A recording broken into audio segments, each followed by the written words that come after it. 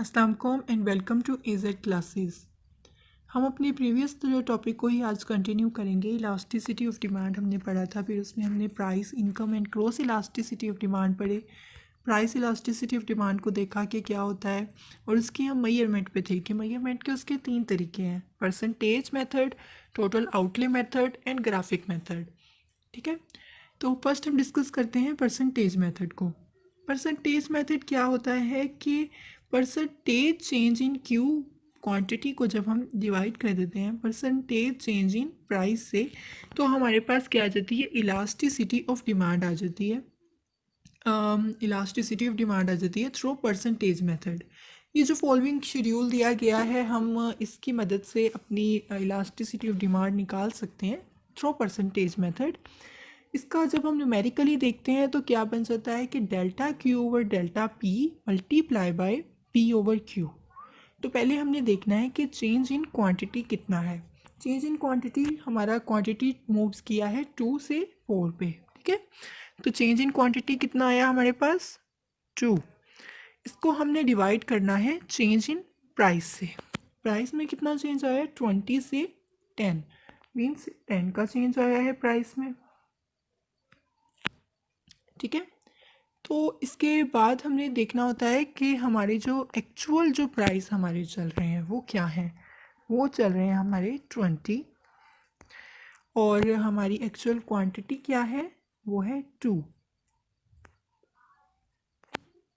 ठीक है, जब हम इसको सॉल्व करेंगे तो हमारे पास आंसर आ जाएगी हमारी इलास्टिसिटी ऑफ डिमांड।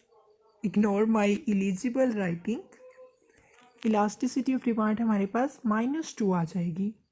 ठीक है, ये जो माइनस का साइन है ये जस्ट नेगेटिव रिलेशन शो कर रहा है प्राइस में और क्वांटिटी में। ठीक है, next we talk about total outlay method. इसको टोटल एक्सपेंडिचर मेथड भी बोलते हैं, टोटल रेवेन्यू मेथड भी बोलते हैं। इसमें हम अपनी इलास्टिसिटी प्राइस को मल्टीप्लाई करते हैं क्यू से। इलास्टिसिटी निकालने के लिए हम प्राइस को हमारी क्वांटिटी से मल्टीप्लाई कर देते हैं। ये एक बहुत सिंपल मेथड है। In a few minutes we can achieve elasticity.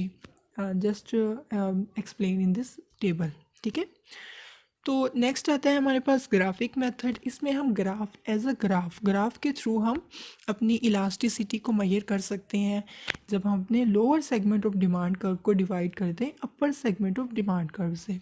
ठीक है, ये 3 मेथड्स थे प्राइस इलास्टिसिटी ऑफ डिमांड के। प्राइस इलास्टिसिटी ऑफ डिमांड को हम इनिशियल वैल्यू मेथड भी बोलते हैं, लेकिन एक बात आप लोगों ने याद रखनी है कि मार्शल ने देखा कि प्राइस इलास्टिसिटी ऑफ डिमांड सही मेजर नहीं करती है। मीन्स कि when you are measuring elasticity over the same arc then the price elasticity is very good, but when we move from different results, when we move from B to A और A to be. बबी क्या हुआ, कोई काम था?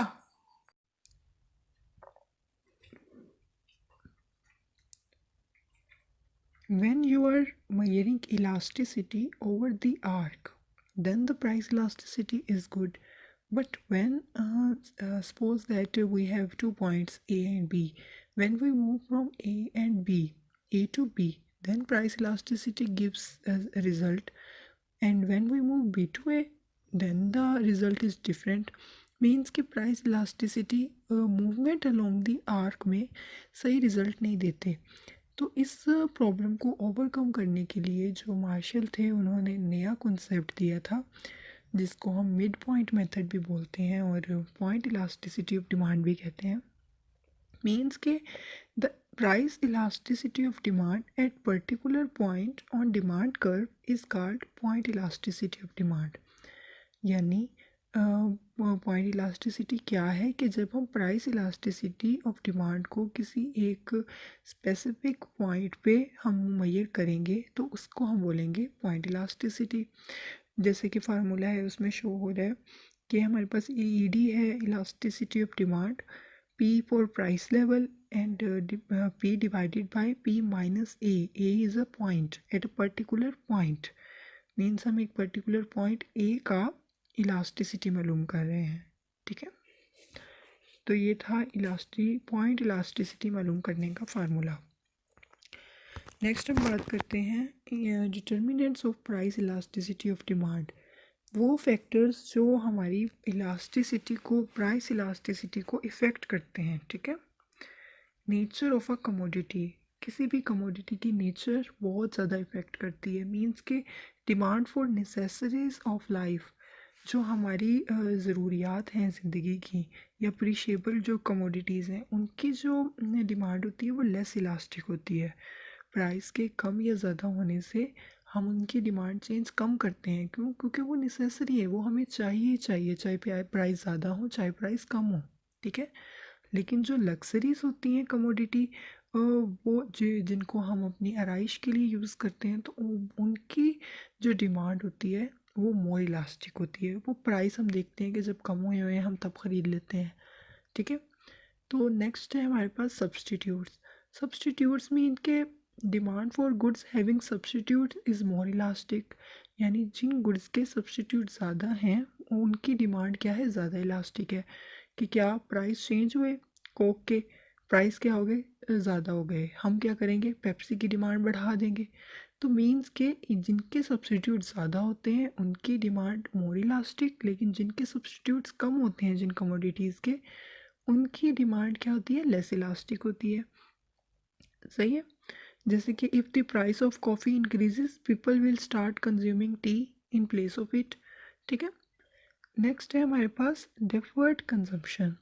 Deferred consumption क्या होता है कि the demand for goods whose consumption can be postponed is more elastic, यानी जिनकी कंजम्पशन हम पोस्टपोन कर सकते हैं। कि जैसे हमने अपने घर का फर्नीचर चेंज करना है तो हम इस कंजम्पशन को पोस्टपोन कर सकते हैं कि नहीं, हम थोड़ी अरसे के बाद ले आएंगे फर्नीचर। तो इनकी डिमांड क्या है, मोर इलास्टिक है। लेकिन वो चीज़ें जिनकी कंजम्पशन हम पोस्टपोन नहीं कर सकते, जैसे कि खाने की चीज़, हमें भूख अभी लगी है, हमने अभी खाना है, तो इसकी कंजम्पशन को हम नहीं कर सकते पोस्टपोन। प्राइस ज़्यादा हो कम हो हमें उसको ख़रीदना ही पड़ेगा, तो इसकी डिमांड क्या होती है, लेस इलास्टिक होती है। नेक्स्ट है हमारे पास variety of uses. Variety of uses means के जिन गुड्स की डिमांड, यानी जो गुड्स जिनको हम वैरायटी ऑफ यूजेस जिनके होते हैं उनकी डिमांड क्या होती है, मोर इलास्टिक होती है। कि मीन्स जब प्राइस चेंज होते हैं तो उससे उनकी डिमांड पे बहुत ज़्यादा इफेक्ट पड़ता है।